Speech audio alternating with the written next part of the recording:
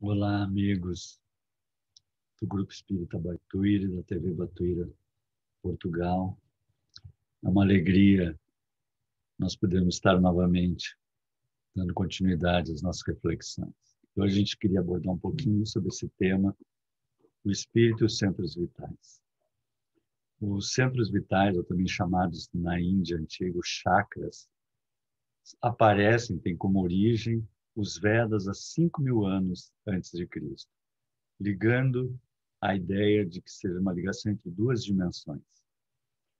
E quando se fala em duas dimensões, a ciência tem procurado localizar essa dualidade mente-cérebro, ou seja, um espírito e a parte material, nas experiências de quadro de morte, terapias regressivas de vida passadas, a própria epigenética atualmente está sendo bem estudada nesse sentido, os estados de consciência alterada, mas nós gostaríamos de abordar o turnover da matéria. O que é isso? A nossa pele, ela tem camadas, aquela camadinha bem externa, chamada epiderme, se renova, troca todinha a cada 3 meses. Então, se nós olharmos para o nosso braço, aquela pele que está ali não é a de 4 meses passados. Veja que coisa linda isso, né? A parede estomacal tem células que trocam a cada 3 dias. As gengivas, o nosso sorriso, não tem mais de um mês, porque troca a gengiva a cada 2 semanas. Várias células do fígado a cada 5 meses. Algumas células têm 1 dia e meio e passam. Mais de 80% dos átomos do nosso corpo são trocados em um ano, a cada ano. E quase 100% das células do nosso corpo são trocadas a cada 7 anos. É uma média, algumas vão a 15 anos, outra menos, mas uma média de 7 anos, com exceção de neurônios que nos acompanham a vida toda, alguns, porque nós temos neurônios novos também. O que mantém a estrutura morfológica? Se em um ano trocamos 80% dos átomos do nosso corpo, como mantemos a forma? Como mantemos nossa identidade? Como retemos a memória? Se localiza hoje em dia que a mente cria etiquetas gênicas. Mas é interessante que ela cria essas etiquetas gênicas nesse processo epigenético antes da existência do cérebro. Ou seja, é como se fosse uma mente externa que estivesse organizando esse processo. E depois a vida toda faz com que na minha pele eu mande uma etiqueta para que ali a multiplicação celular seja para a pele e não para um músculo cardíaco, não para um neurônio. Qual é a ideia que a física tem nos trazido? Como diz Goswami aqui, o cérebro não produz a consciência produz o cérebro. Ou seja, nós, como espírito, é que produzimos a composição e organização do nosso corpo utilizando a genética. Então, vamos ver um pouquinho essa ação do espírito. Nós temos na doutrina espírita que o espírito é algo que nós ainda não podemos compreender, mas ele atua na matéria através de um corpo intermediário chamado perispírito, que no Livro dos Espíritos vamos encontrar. O espírito, propriamente dito, nenhuma cobertura tem, ou como pretende alguns, está sempre envolto numa substância qualquer. E os espíritos respondem: envolve uma substância vaporosa para os teus olhos, mas ainda bastante grosseira para nós. E André Luiz, no livro Evolução em Dois Mundos, psicografado pelo Chico Xavier, nos coloca: para definirmos de alguma sorte o corpo espiritual, é preciso considerar, antes de tudo, que ele não é o reflexo do corpo físico, porque na realidade, é o corpo físico que reflete o corpo espiritual. Então, temos o perispírito moldando o nosso corpo. O corpo espiritual, ou psicossoma, é assim o veículo físico relativamente definido pela ciência humana. Por quê? Porque já inúmeros pesquisadores localizaram esse corpo espiritual. O Rupert Sheldrake nos fala sobre os campos mórficos, físicos, fala em estrutura hologrâmica. Harold Sax-Bar nos fala dos campos da vida, até uma Moss nos campos biomagnéticos, enfim, vários pesquisadores. Mas os centros vitais que ali tem, essa mesma ciência, por enquanto, não pode perquirir e reconhecer. Nós já localizamos até o perispírito e os pontos da acupuntura. Os centros vitais nós ainda estamos buscando para chegar lá. Mas vamos tentar fazer uma analogia nesse processo. Vamos imaginar uma hidrelétrica onde se produz energia elétrica. A água desce por aqueles tubos, move aquelas pás e nós produzimos a energia elétrica. Semelhante àqueles vasos comunicantes, como se diz, se eu derramar água num ponto, ele vai encher todos iguais. Uma tomada é assim, numa tem muita energia elétrica e na outra não tem. Então, se eu ligar qualquer coisa ali, ela tende a passar para passar de um ponto ao outro. Tem uma diferença de potencial entre um ponto e o outro, ou o que nós também chamamos de voltagem. Então, a energia elétrica é o que nós chamamos de voltagem. E o que seria a energia do espírito? A gente pode fazer uma brincadeirinha de completar as letras. É a vontade. Então, a vontade é aquilo que nasce, surge, é a força que vem do espírito. Aí ele necessita do perispírito para chegar até o corpo. E nós vamos fazer essa analogia com as torres de alta tensão. Então, é produzido lá na hidroelétrica, por exemplo, a energia elétrica, ela vai por torres, pelos campos, 500 mil volts, até chegar nas cidades. Quando chega nas cidades, ela chega nos ambientes assim chamados subestações, onde a gente vai transformar aqueles 500 mil volts, aquela energia imensa, ou aquela vontade imensa, num processo mais acessível ao que nós estamos trabalhando, e essas subestações vão ser os nossos centros vitais. Seriam as subdivisões para depois pegar cada área do nosso corpo.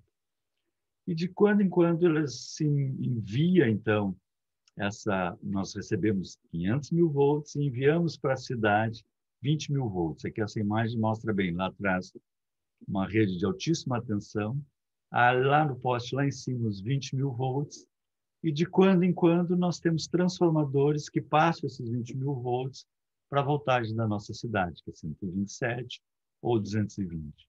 O que seriam esses transformadores? Os pontos da acupuntura. Olha que lindo isso, como é tudo interligado de forma extremamente harmônica. Então, vamos falar nos nossos centros vitais. Nele possuímos todo o equipamento de recursos automáticos. Isso vai ser fundamental nós compreendermos. Recursos automáticos que governam os bilhões de entidades microscópicas a serviço da inteligência. Recursos esses adquiridos vagarosamente pelo ser em milênios e milênios de esforço e recapitulação nos múltiplos setores da evolução. Então, eu não preciso estar agora preocupado em pensar assim, bate coração, tu precisa bater coração, pulmão, tu precisa respirar, olhos, tu precisa piscar para lubrificar. Não, nós estamos aqui assistindo essa palestra, estou aqui falando, e todo esse processo está ocorrendo de uma forma natural e automática, como se diz. E aí vem uma característica interessante. O nosso primeiro centro vital que nós vamos falar, o centro vital frontal, bem na testa, assim. Responsável pelo quê? Por essa máquina espetacular que nós construímos bilhões de anos de evolução. Nós inicialmente tentávamos entender ela como funções de cada área do corpo. Então, essa aqui é a área da visão, essa aqui é a área motora, essa aqui é a área da audição. Mas depois começamos a descobrir áreas que geram o nosso comportamento. Como nós falamos já em várias palestras, aquela partezinha vermelha do cérebro ali, a amígdala, é a que nos dá aquela sensação de opressão ou de tensão, porque é a nossa memória emocional do perigo, da atenção à nossa atividade. Então, mesmo que nós não queiramos, a gente sente um cheiro de queimado, a gente ouve um barulho estranho, a gente pula, porque imediatamente, por automatismo, muda o nosso comportamento para um comportamento de atenção. Depois, se nós estamos em muita atenção, uma areazinha do cérebro vai lá sobre os rins e nos fala para ter atenção permanente. Então, as suprarrenais vão liberar os corticoides. Nós temos circuitos, por exemplo, o circuito da dopamina. Sempre que nós vemos uma coisa que interessa-nos ir em busca, nós lançamos dopamina e vamos com prazer em busca daquilo. Sempre que nós erramos, o cérebro tira a dopamina, faz uma supressão de dopamina, que é o bem-aventurado dos aflitos. e nós sentimos aquela coisa assim, não está legal esse caminho. Então, vejam que lindo o cérebro coordenando os nossos comportamentos, né? Os neuropeptídeos trabalhando as nossas emoções. E aí foi indo mais adiante a pesquisa da ciência e se chegou a áreas muito interessantes. Por exemplo, essa do auto-engano. O Dani, da Universidade de Cornell, fez experimentos assim. Uma análise de um jogo de futebol imparcial e violento. Ou seja, um dos times bateu no outro time violentamente, o juiz quase que não via os lances acontecer. Quando perguntaram aos torcedores do time agredido como é que foi o jogo, eles disseram, fomos roubados, né? Fomos roubados. Quando perguntaram para os times violentos que foi o vencedor, eles disseram, não, jogadas fortes, mas normais, o futebol é um jogo de jogadas fortes. Eles não estão mentindo, eles acham isso, né? Eles veem o jogo dessa forma. Aí ele fez várias outras pesquisas, por exemplo, análise de relatórios falsos, mas muito bem feitos, sobre questões onde ele já sabia que os participantes tinham uma posição. Por exemplo, o governo fazer uma campanha de controle de natalidade, ou para diminuir ou para aumentar, né? Então, tem pessoas que estão a favor e tem pessoas que são contra.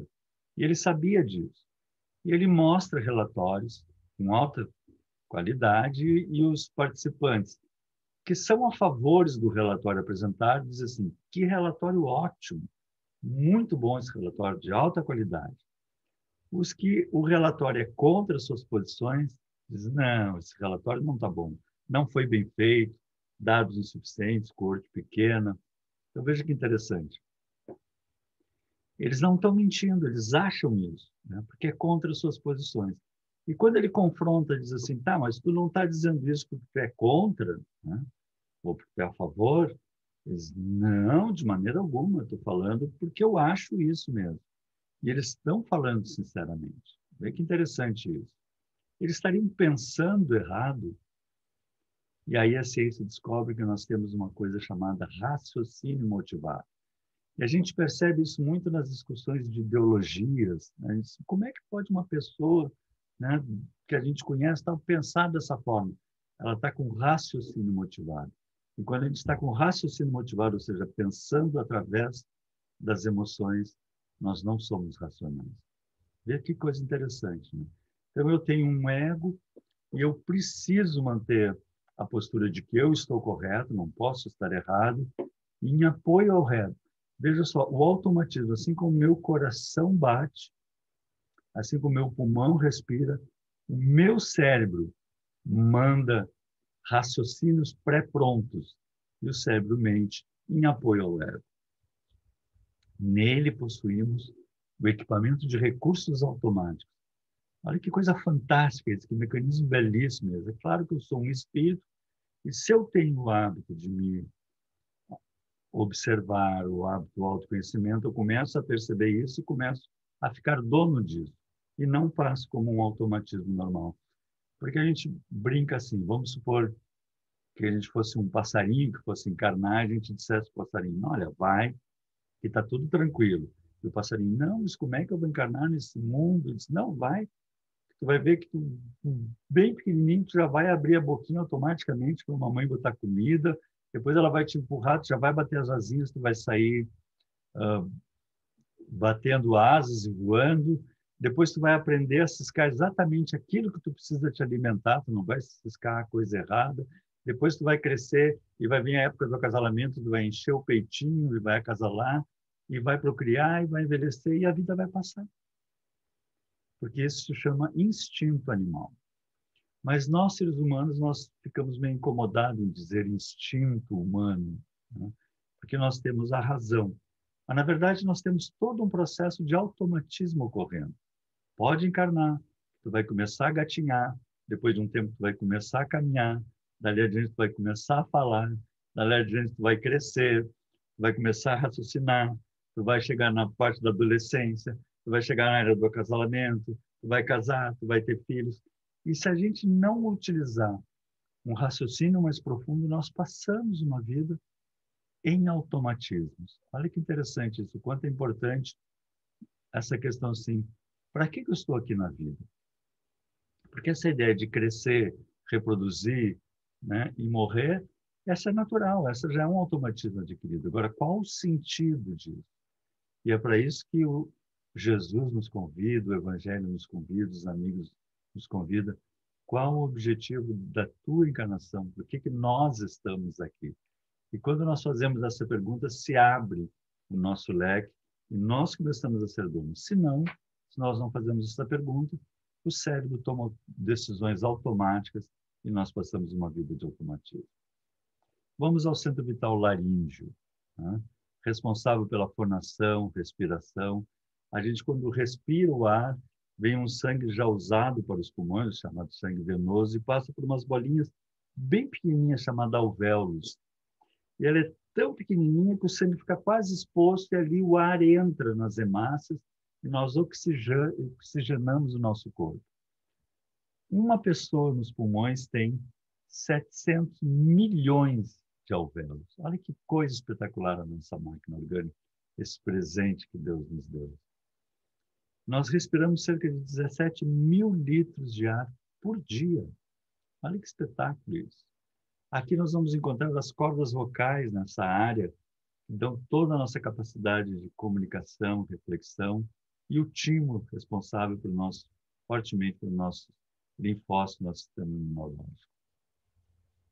O centro vital cardíaco, nós temos em média 5 litros de sangue, a mulher em média 4 litros de sangue, porque a constituição é menor, mas é a mesma coisa, como o cérebro da mulher é menor que o cérebro do homem, mas é o mesmo número de neurônios, é só questão de constituição. E a gente fica pensando assim, nossa, um garrafão, né, de sangue nós temos dentro de nós, quanto tempo o coração leva para bombear esses 5 litros de sangue? 2 minutos. Então, enquanto nós estamos assistindo essa palestra, a cada 2 minutos, todo o nosso sangue era bombeado de uma maneira fantástica. Nós temos uma média de 110 mil batidas do coração por dia. Eu brinco isso quando nós não estamos apaixonados, que deve bater mais ainda, né? 96 mil quilômetros de veias e artérias, se nós juntássemos todos os caninhos do nosso corpo. O centro esplênico, ligado ao baço, né, que filtra micro-organismos do sangue, produz linfócitos e plasmócitos, realiza a reserva do nosso sangue por caso de uma hemorragia. O baço chega a reservar até 200 mililitros de sangue. Olha que espetáculo isso para uma emergência. Então, é uma área de reserva que nós temos dentro da eletrônica, seria um capacitor, né? Ou dentro da área da hidráulica, seria realmente um reservatório. O centro vital gástrico, né, ligado ao sistema digestório, que alguns chamam de o segundo cérebro, tal a complexidade dele. Para nós termos uma ideia, 90% da nossa serotonina é produzida no sistema digestório. Quem gosta desse assunto, eu recomendo esse livro do Dr. Pova, O Cérebro Desconhecido. Como o sistema digestivo afeta nossas emoções, regula nossa imunidade e funciona como um órgão inteligente. Olha que interessante isso, né? Por exemplo, é aí que nós temos a maioria dos receptores de vitamina D, que hoje se fala muito com relação ao sistema imunológico, mas ela também é responsável pelo aumento no cérebro da neurotrofina. O que é isso? O fator de crescimento neural está lá na assimilação da vitamina D. Olha que mecanismo mais complexo e belo nós temos. O centro vital genésico, ligado ao sistema reprodutor e todo o processo de reprodução, e aos hormônios masculinos, femininos, e a nossa dinâmica, a nossa disposição. E, por fim, o centro vital coronário, ligado à pineal, que sempre é classificada como glândula pineal, mas hoje cada vez mais está se olhando ela como um órgão sensitivo. É uma outra palestra como órgão sensitivo mediúnico, porque é onde está ligado também, mas dentro da ciência se tem pesquisado, por exemplo, eles tiraram a pineal de pássaros migratórios e os pássaros não souberam mais migrar. Eles ficaram andando em ciclos na própria região. Porque ela é como se fosse uma bússola interna que nós temos para nos posicionar frente ao mundo e para nos posicionar frente a nós mesmos, a nossa posição que nós estamos. Olha que fantástico esse mecanismo que nós temos. Mas o título da palestra é O Espírito e os Centros Vitais. Então, a questão é, até agora eu só falei na parte material, né? Na parte física dos centros vitais. E a parte espiritual de cada centro vital? Então, vamos ver o centro vital genésico. Se ele está ligado ao sistema reprodutor, aos hormônios, ao que ele está espiritualmente ligado? A sexualidade. O centro genésico, diz André Luiz, guiando a modelagem de novas formas entre os homens ou o estabelecimento de estímulos criadores, com vistas ao trabalho, à associação e à realização entre as almas. E a Organização Mundial da Saúde define sexualidade como é uma energia que nos motiva para procurar amor, contato, ternura e intimidade. Olha que lindo isso. Que profundo, muito acima do roçar de célula, simplesmente a relação sexual, embora seja belíssima com amor, mas é mais amplo o processo.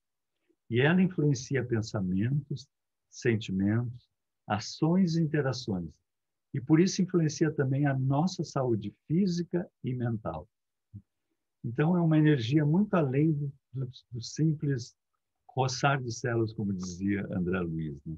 É muito mais amplo, muito mais pleno, muito mais rico. E aí também estão as forças criativas do ser, nas artes plásticas, na dança, no teatro, na música, na poesia, enfim, esse encantamento que só a criatura humana coloca na natureza. Quando nós levamos umas flores para a casa espírita, nós estamos embelezando a vida com o Pai. Nós estamos trabalhando as nossas energias criativas.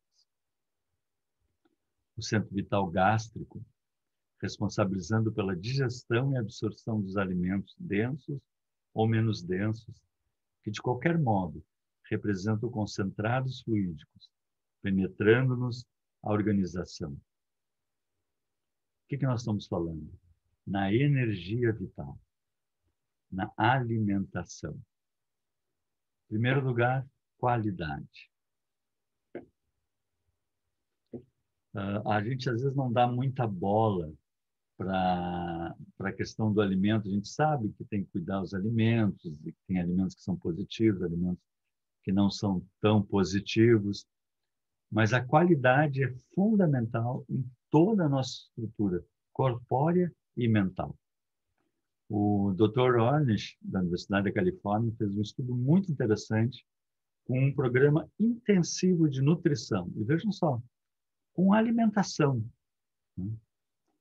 31 homens na pesquisa com câncer de próstata. E por 3 meses eles tiveram uma alimentação extremamente rigorosa, de propósito, né? Que ativou 48 genes relativos à supressão do tumor e desativou 453 genes relativos à promoção do tumor, com a alimentação. Olha que espetáculo. Então, o que nós estamos ingerindo dentro de nós que ativam genes que geram um tumor ou que eliminam tumores, que nos dão muito mais saúde, que renovam o nosso cérebro, nossos pensamentos. Se sabe hoje em dia, pelo menos até agora, o que se compreende, que a melhor dieta é a chamada dieta do Mediterrâneo, que é frutas, legumes, cereais, azeites, sucos de uva, menos, o máximo possível, menos açúcares, carne vermelha e nada de álcool. Esse é o ideal para uma alimentação saudável. Depois, claro, a quantidade, que não adianta a gente ter uma alimentação saudável, mas comer em excesso. E, por fim, extremamente importante também a postura. Aquilo que nossos avós, talvez nossos pais faziam, a oração antes de uma refeição. Porque vejam o que André Luiz nos colocava, nós estamos ingerindo energia vital. Nós estamos como que tomando um passe cada vez que nós nos alimentamos. Então, nós pedimos a bênção do Pai, a bênção dos amigos, para que fluidifique aquela comida. Se nós vamos comer fora, num restaurante, quem sabe lá se aquela cozinheira, aquele cozinheiro não estão passando por imensas dificuldades, ou não estão, às vezes, com o coração guardando raiva, mágoa, e imprimem no alimento aquela energia. Então, a gente pede a bênção para que seja fluidificada a água daquele alimento, e aquele alimento entre em nós como uma bênção para a nossa saúde e para os objetivos elevados que nós buscamos. O centro vital esplênico, que é ligado ao baço, determinando todas as atividades em que se exprime o sistema hemático dentro das variações de meio e volume sanguíneo. Regula, portanto, a distribuição e a circulação dos recursos vitais, que é, então, a utilização da vitalidade. Lembra que nós falamos, né? Ele ali é o nosso reservatório de vitalidade. E como é que nós podemos ver essa vitalidade dentro de nós? Como que nós estamos usando a nossa vitalidade? Primeiro, no tempo. André Luiz nos fala muito sobre o quão é terrível o chamado passatempo, o que ele até coloca assim, mata-tempo, né? Antigamente, nós matávamos nosso tempo na frente da televisão. Assim, nada que preste, nada que preste. E passava a noite, né? Chegava do trabalho, passava a noite, no outro dia estava lá de novo. Não tem nada que preste essas TV, nada que preste. Íamos matando o nosso tempo, envelhecíamos e tínhamos matado a nossa vida. Hoje em dia nós estamos trocando um pouco a televisão pelo Facebook, pela internet, ficamos assim, fulano fez isso, fulano disse aquilo, e matando o nosso tempo. Quando nós podíamos estar saboreando uma música, lendo um livro, embelezando a casa, conversando com amigos, crescendo interiormente. E outro processo é os nossos humores. Porque às vezes nós estamos vendo aquelas notícias, olhamos uma notícia, que horror, como é que podem fazer isso? E entramos nessa faixa, ou faixas internas nossas mesmo, e Emmanuel nos coloca, para amealhar recursos financeiros, para ganhar dinheiro, que será compelido a abandonar precipitadamente, ou seja, nós podemos amontoar rios de dinheiros, mas vamos deixar tudo. O homem muitas vezes adquire deploráveis enfermidades que lhe corroem os centros de força, encolerizando por insignificantes lições do caminho. A gente lê o noticiário, como é que uma pessoa pode fazer isso? E nos envenenamos, envenena órgãos vitais, criando fatais desequilíbrios à vida física. Então, onde é que eu estou botando os meus olhos, os meus ouvidos, a minha atenção? Coloquemos em Jesus. Gastemos nossas melhores possibilidades a serviço do Cristo, empenhando-nos em nossas vidas. E o que o Cristo pede de nós? Para sermos felizes, para perdoarmos, para amarmos, para saborearmos a vida, para crescer e fazer crescer. Então, armazenar a harmonia com Jesus. O centro vital laríngeo, responsável pelo verbo. Aqui, é claro, nós temos que ter a ideia clara de que o nosso verbo vem, nós temos lá a área de Broca, a área de verbo, no cérebro, que são responsáveis pela compreensão da linguagem, pela colocação da linguagem. Sempre tem essa compreensão, mas nós estamos aqui falando em vibração. E essa vibração vai depender de como eu estou usando o meu verbo. Como dizia um grande jornalista e filósofo, Herculano Pires, o verbo é o vetor de uma carga psíquica. Então, quando eu estou falando com alguém, eu estou emitindo para aquela pessoa uma carga psíquica, ela está recebendo aquilo, e aquilo está atuando profundamente nela. Veja que responsabilidade cada palavra nossa. Né? Mas nós temos alguns tipos de verbo. Um é para aparecer. E é um processo ainda normal, principalmente nosso, assim, que ainda temos um ego imaturo, essa necessidade de participar e de aparecer. Então, por exemplo, se nós estamos lá no nosso trabalho, né, e nós dizemos, sabe que eu estava vindo para cá e tinha uma senhora idosa que queria atravessar a rua e ela não conseguia, e ela olhava para um lado e para o outro, era muito trânsito, aí veio um escoteirinho, pegou ela pela mão e ajudou ela a atravessar. as pessoas vão ficar te olhando, assim, que história mais não. E vão cada um trabalhar nas suas coisas. Aí tu espera passar uns 3 meses, assim, volta e conta uma outra história. Sabe que eu estava vindo para cá e tinha uma senhora idosa que queria atravessar a rua e ela não conseguia, e ela tentou, veio um caminhão e pegou, o caminhão pegou ela, bateu nela. Aí as pessoas, é mesmo, né? Foi sim, e rolou a veinha, rolou, foi um horror, um acidente feio, correu sangue, e eu estava lá. Aí as pessoas todas vêm querer te contar de novo, porque o desastre, a desgraça chama atenção. E nós acabamos contando coisas horríveis para chamar atenção, para sermos vistos pelos outros. Parece incrível que alguns de nós façamos isso, né? Mas fazemos isso, né? Ah, tu viu que agora o dólar subiu, o dólar desceu, não sei o quê, não sei o quê. Porque nós temos essa necessidade de expor as coisas, na verdade, para mostrar o nosso ego. Outro processo é o pensamento robotizado, o verbo robotizado, né? Que liga a pensamentos refletidos e sentimentos refletidos, ou seja, a gente vê uma notícia, viu que aconteceu isso, alguém fala alguma coisa, a gente repete, viu que aconteceu com tal coisa, e a gente fica repetindo, tudo sem um raciocínio, sem uma metabolização interna. E, por fim, o pensamento para construir, né? E o verbo para construir. O Chico, querido, dizia assim, se tu não tem uma coisa boa para falar, fica de boca calada, né? Fica quietinho, ou fala uma coisa legal, né? Como é bacana quando a gente está caminhando pela rua e passa uma mãe com um carrinho de nenê e a gente assim, ai, que bebê mais lindo. Aquela mãe parece que supera todo aquele esforço daquelas noites mal dormidas, daquela dificuldade que é criar um bebê recém-nascido, porque recebe aquele banho de amor e de estímulo. Ou que cachorrinho mais bonito. Ou a gente vai no mercado e diz para a atendente, que bonito o teu cabelo, né? O que custa uma simples palavra que estimule as pessoas? O verbo para construir, o verbo para estimular. E isso vai gerar em nós uma vibração. A vibração que nós vivemos, a vibração que nós passamos para as pessoas. E aqui que a gente está colocando como o laríngeo, essa vibração. Porque eu poderia estar falando essa palestra para vocês, colocando as mesmas coisas, falando sobre o verbo laríngeo, sobre o centro laríngeo, sobre o verbo, mas numa outra entonação de voz, que vocês não iam aguentar a palestra. Às vezes a gente ouve palestras em que o tema é interessante, mas a vibração não é agradável. Então, qual é a minha vibração?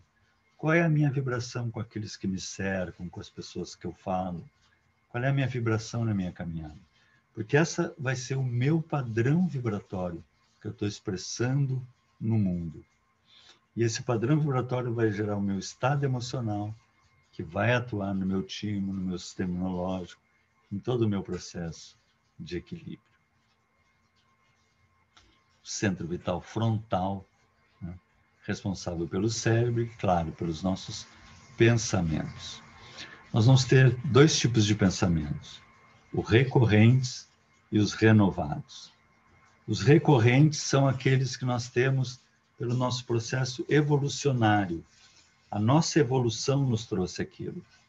Então, por exemplo, é natural do animal e do nós como homens, como animais racionais, a necessidade de o ego achar que ele é superior.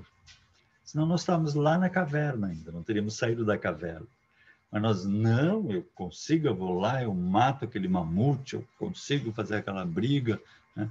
E aí a gente enfrenta. Só que isso agora ainda existe dentro de nós muito forte, e a gente se acha superior. É muito interessante isso. Não é nada de culpa, não é para se ter culpa nisso, né? É um processo natural nosso, né? Nós somos espíritos, outra pessoa não é espírita.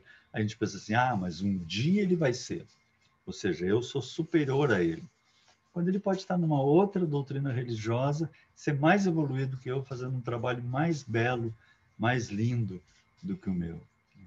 Então, a gente tem que cuidar esse processo, porque não é um processo ideal nós achar que nós somos superiores. O ideal é nós compreender que somos todos alunos da Escola Terra.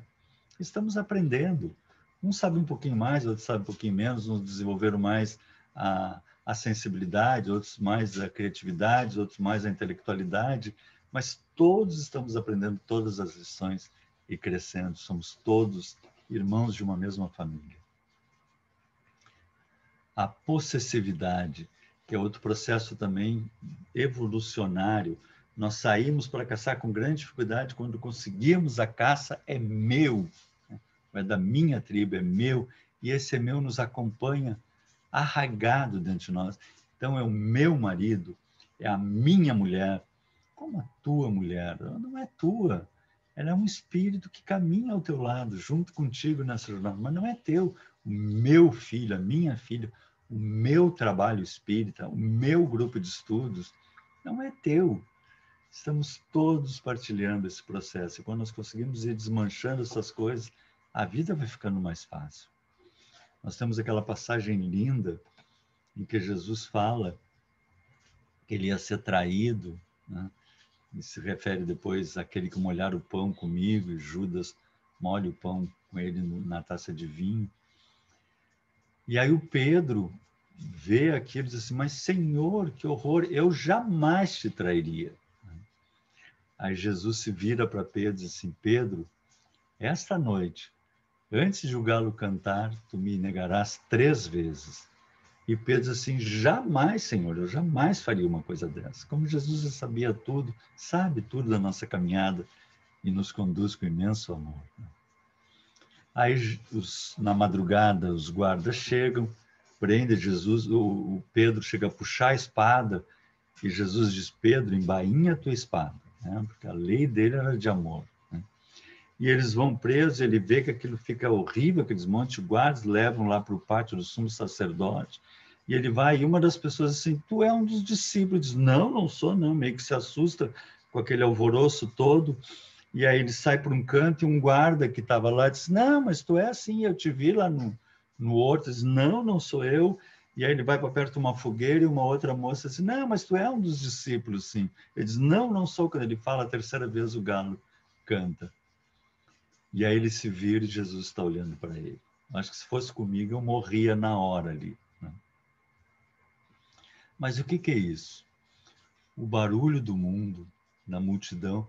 Imagina, Jesus passou 3 anos pregando na casa de Pedro, fazendo todos aqueles atos de amor profundo, aquele exemplo de amor profundo. E na primeira dificuldade, Pedro nega ele, né? Porque o mundo nos toma e nós negamos Jesus. E quantas vezes a nossa fé se vai e nós dizemos assim, eu sei que tal coisa, eu sei que Jesus, mas esse problema, quando nós botamos o mas depois de Jesus, é porque nós estamos negando a nossa fé. Então, um outro pensamento recorrente é perdermos a capacidade de ver a nossa vida verdadeira e ficarmos presos à matéria, com falta de fé. E esse processo gera muito sofrimento, porque essa falta de fé está ligada desde o processo lá de Pilatos, que Pilatos vê que Jesus era justo, não tinha nenhuma culpa. E ele então resolve flagelar Jesus, né, e colocar ele todo ensanguentado na frente da multidão para ver se a multidão se sensibilizava e disse, olha, esse é o homem. Né? Ele todo já batido, ensanguentado, surrado, e a multidão liberar ele. E eles, vocês querem que eu liberte ele ou Barrabás? Quem que era Barrabás? Barrabás era dos zelotes, era da política. Ele era um político, na verdade, né? Querendo a liberdade do povo de frente a Roma. E quem que a multidão escolhe? Barrabás. E nega Jesus. E até hoje, quando nós botamos os nossos olhos no computador, no celular, onde é que nós estamos colocando nossa atenção? Em Barrabás. No mundo, julgando, criticando, odiando, em vez de botarmos em Jesus, que é o amor, o perdão, a compreensão, e vivermos a paz, vivermos a harmonia interna. É isso que ele nos convida. É claro que nesse momento, enquanto nós estamos assistindo essa palestra, existem espíritos sofrendo no umbral, desencarnados, porque semearam aquele processo. Mas o que nós chamamos de umbral É a lei de amor do Pai, tentando fazer aqueles espíritos acordarem e não tornarem a maltratar outros. Enquanto nós estamos aqui, alguns estão planejando crimes, planejando roubos, planejando processos, até políticos. Mas cada um está sendo observado pelo Pai, observado pelos amigos, e vão ter que colher o que semearam. E a nós, o que é pedido? Que caminhamos com Jesus, que sejamos o exemplo do amor, o exemplo da paz. Se nós estamos lá botando até na política, dentro da política, que sejamos o amor, que sejamos o exemplo da paz, que sejamos trabalhadores do bem com Jesus e não com Barrabás. Porque esses processos de nos acharmos que nós sempre temos razão, a superioridade, a possessividade, a falta de fé, são os automatismos evolucionários que geram uma fonte imensa de sofrimento. Nós sofremos imensamente com isso. Então, nós precisamos de pensamentos renovados, em vez de recorrentes, renovados. E aí nós precisamos, então, reprogramar os nossos pensamentos. Se reprograma com a psicologia, a terapia cognitiva, que é comportamental, nos auxilia nisso. A epigenética nos fala que se nós modificarmos pensamentos, sentimentos e ambientes, nós modificamos a nossa caminhada. Então, nós temos que... E ambiente interessante, se eu quero mudar, muda também a rotina. De agora em diante eu não quero mais ser assim. Então, muda o cabelo, pinta o cabelo, quem tem cabelo para pintar, pinta o cabelo, muda os quadros de lugar, pinta uma parede da sala, muda as coisas, modifica a tua vida, modifica os teus processos, e o teu cérebro vai entender aquilo como, olha, ele está mudando. E ele muda a genética do teu cérebro, e o nosso comportamento se muda, e nós vamos lentamente progredindo para um ser melhor, com mais grandeza espiritual, com mais equilíbrio, com mais paz. A doutora Heller Gland, da Universidade de Harvard, fez um estudo muito interessante. Ela convidou homens para um retiro de 5 dias no mosteiro de Petersburgo, homens entre 70 e tantos e 80 e poucos anos de idade. E aí pediu para esses homens que eles fingissem que eram 22 anos mais jovens. Essa era a ideia, eles tinham que ir para lá e fingir que eram 22 anos mais jovens. Por que esse 22? Porque eles pegaram exatamente 22 anos atrás e fizeram um ambiente naquele mosteiro onde eles iriam passar aqueles 5 dias. Então, tinham jornais e revistas de 22 anos atrás. Se eles pegassem uma revista, iam ter as mesmas notícias, os mesmos processos. Se eles ligassem a TV que tinha, na TV passava noticiário da época. Os mesmos presidentes, os mesmos atores, os mesmos esportistas, os mesmos que estavam acontecendo há 22 anos atrás. Os filmes eram os mesmos filmes de 22 anos atrás. Vejam, foi todo um ambiente para que eles se sentissem 22 anos antes. Se eles ligassem o rádio, as músicas que tocavam eram as músicas de 22 anos antes. E o que aconteceu após apenas 5 dias? Olha a capacidade que nós temos de transformação.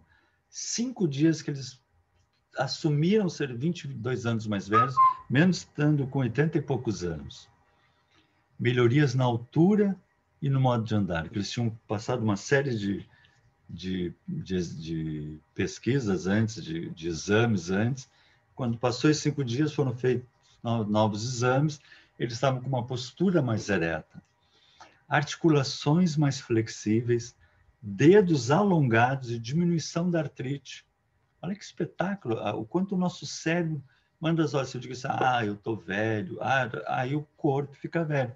Se eu disser assim, não, eu estou renovado, eu vou em frente, o corpo fica renovado e nós vamos em frente. Visão e audição melhores. Força de apreensão é um teste que se faz para ver que aumentou todo meu vigor muscular e aumento da cognição mental, 67% contra 40% de um grupo de controle. Veja uma mudança em 5 dias. Agora imagina se nós passamos um ano meditando e modificando a nossa postura. Que mudanças nós podemos fazer para sempre, né? Porque nós estamos constantemente construindo a nós mesmos, né? A psicologia positiva, que nos traz toda uma visão de pensar nas coisas boas. O Dr. Kazuo Murakami, já muito conhecido e comentado nas nossas palestras, nesse livro Código Divino da Vida, ele diz que se fizermos pensamentos de gratidão, bondade, otimismo, ele fez vários experimentos nessa área, pedindo para que os pacientes fizessem isso, e houve, por exemplo, diminuição em diabéticos, diminuição em hipertensão, da pressão em hipertensos, apenas mudando a maneira de pensar. Olha que espetáculo isso, né? E a meditação. A meditação no sentido assim, antes de eu fazer a minha prece, eu paro uns minutos, 10, 15 minutos, e mentalizo o que eu quero, não o que eu não quero. Porque a gente às vezes mentaliza assim, tomara que eu não seja mais nervoso, tomara que eu não seja gulão, tomara... Aí tu está reforçando as trilhas mentais da gula, reforçando as trilhas mentais dos nervos. Eu tenho que fazer exatamente o contrário, parar e mentalizar a pessoa que eu quero ser. Já, não no futuro também. Eu tenho que dizer para o meu cérebro, agora, de agora em diante, eu sou uma pessoa mais calma, eu sou uma pessoa mais harmônica, eu sou uma pessoa mais centrada, e o cérebro vai mudar. Se em 5 dias ocorreram todos aqueles processos, imagina como eu disse anteriormente, se a gente passar 6 meses fazendo essa mentalização, existem inúmeras pesquisas da mudança fantástica, até em processos patológicos que ocorrem. E o nosso querido Paulo de Tarso já era o mestre em epigenética antes de se ouvir falar nessa palavra. Tudo que é de bom, tudo que é de belo, tudo que é de nobre, nisso pensai. Olha que coisa espetacular, né? E se nós trouxermos isso para a atualidade, nisso colocai os olhos. Então, se eu estou lá no celular e começa a vir aquelas notícias, pula. Não mergulha, não alberga aquilo, como diz André Luiz, que vai te intoxicar. Se eu estou no computador e começa a...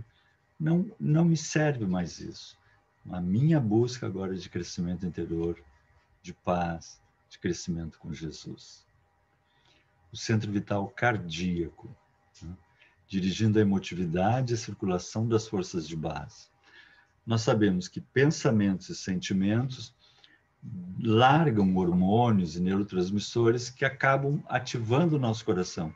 Nós sentimos no coração, nós largamos as catecolaminas, adrenalina, noradrenalina, e o coração pulsa mais, a gente sente no coração. Mas a gente falou, quem teve a oportunidade de assistir aquele trabalho sobre a prece, André Luiz, no livro Os Mensageiros, psicografado pelo Chico, fala naquela prece de Esmalha, e nós só vamos pegar pedacinhos em que ele diz assim: luzes diamantinas irradiavam de todo o seu corpo, em particular do tórax, cujo âmago parecia conter uma misteriosa lâmpada acesa. Então parece que o coração tem uma ligação muito forte mesmo com as emoções mais profundas, né?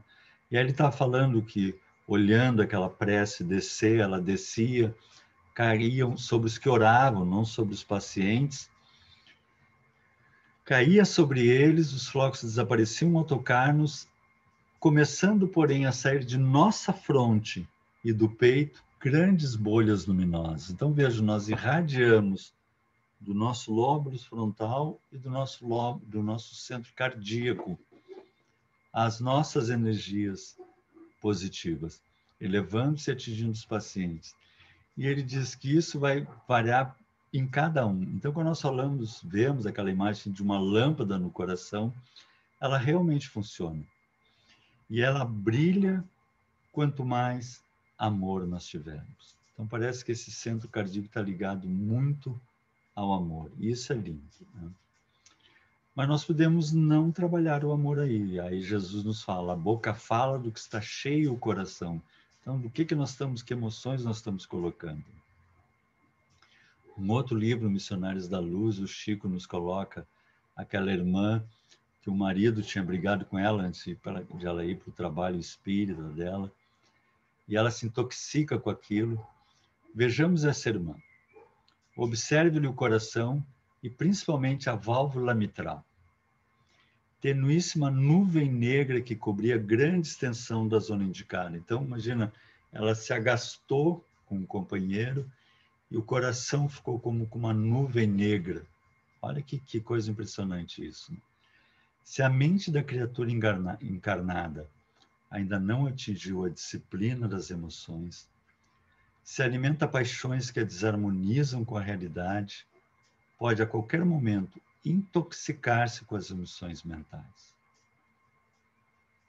Então, se alimenta paixões. Né? O que é isso? O estresse é algo positivo como um modo de sobrevivência. Eu estou passeando pelo campo e vem um touro, e aí eu entro no processo rápido de estresse, que é jogar os elementos que me façam ter mais energia, mais força e correr daquele touro. Mas se esse touro não é um touro, é um esposo rude, é uma esposa que não compreende, é um filho ingrato, é um chefe ignorante, aí eu entro permanentemente no chamado estresse crônico. E aí esse modo de sobrevivência, que é estar com catecolaminas, o coração pulsando, os músculos enrijecidos, permanentemente vão me levar à doença. Que são esse processo de ataque ou fuga que eu entro, que é o processo do estresse permanente, vai me fazer mal. Mas eu estou colocando aqui um touro ou touros externos, um chefe, um filho, porque a gente normalmente diz, porque tu não conhece meu marido, porque tu não sabe os problemas do meu filho, porque o governo a gente coloca lá fora. Mas o problema é quando o touro somos nós que colocamos dentro de nós. Nós somos o touro. Né? E nós geramos as emoções de sobrevivência, de estresse, e nos colocamos em estresse. Que emoções são essas? A dúvida, quando não confiamos no Pai, o medo frente à vida, a raiva, a insegurança, a preocupação, o julgar. Jesus diz, não julgueis, estamos todos aprendendo, todos irmãos. Mas quando nós entramos nesses pensamentos, nessas emoções, nós estamos bombardeando o nosso organismo com uma série de catecolaminas, estamos nos autoestressando, hostilidade. Quem somos nós para odiar alguém? Tristeza, culpa, vergonha, enfim. Né? Quando nós entramos nesse estado de um touro atrás de nós, ou que nós geramos esse touro, a ciência já descobriu que em estresse nós diminuímos, por exemplo, a nossa sensibilidade. Porque se tem um touro atrás de nós, não é hora de eu parar para olhar uma flor. Então, se eu estou com hostilidade, se eu estou com raiva, se eu estou com medo, né, eu não consigo mais perceber a vida, a beleza da vida, o sol que nasce a cada dia, o sol que se põe a cada dia, os pássaros cantando. Eu fico fechado dentro de mim mesmo, num curto-circuito, desnecessariamente. Eu perco a libido, a minha capacidade de amar, de namorar, né? Porque eu estou fugindo do touro que eu mesmo estou criando dentro de mim. Perco a minha criatividade, a minha capacidade de elaborar novos pensamentos, novas ideias, me abrir para o universo, porque eu estou ali fechado na hostilidade, fechado no medo, fechado na preocupação, e isso vai abater o meu sistema imunológico, vai cair, porque também se eu estou fugindo de um touro, eu não vou me preocupar com o micróbiozinho, com o vírus, eu tenho que fugir desse touro. E eu baixo o meu sistema imunológico. Vejo quantas coisas ocorrem quando a gente está se estressando, quando eu podia estar vivendo uma vida saudável, saboreando a vida e vivendo em paz. Esse estresse crônico é associado a uma série de patologias.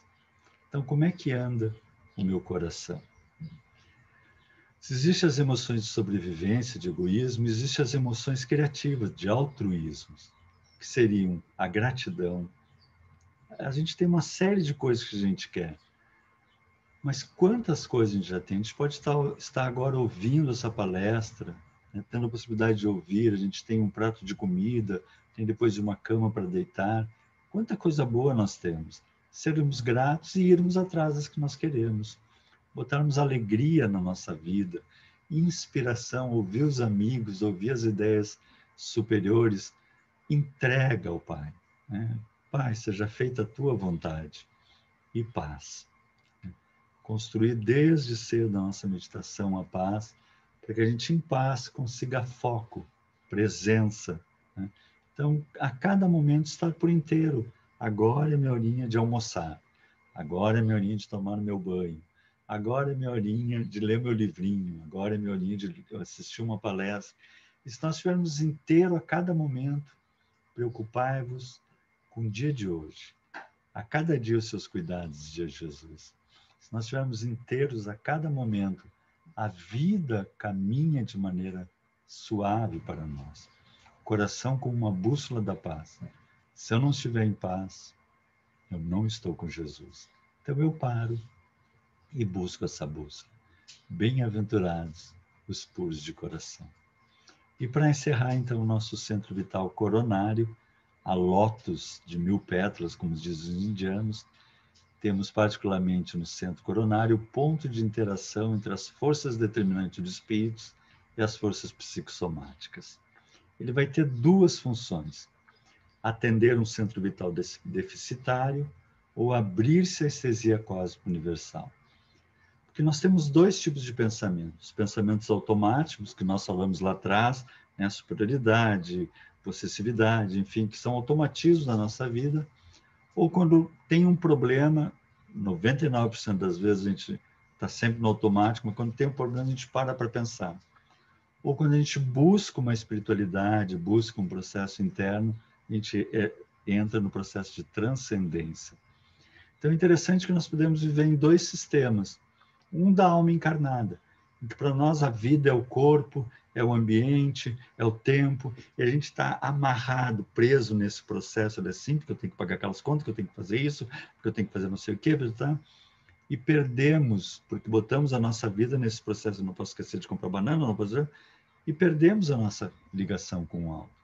Mas se nós harmonizamos os nossos centros vitais, nós deixamos o nosso centro coronário livre para as reflexões superiores. Nós botamos a nossa mente a funcionar em alfa. E aí nós entramos no sistema 2, viver em espírito, harmonia cósmica. Nós temos a compreensão de que nós vivemos a eternidade, não é essa vidinha. Nós já somos filhos de Deus, vivendo a eternidade e caminhamos com liberdade.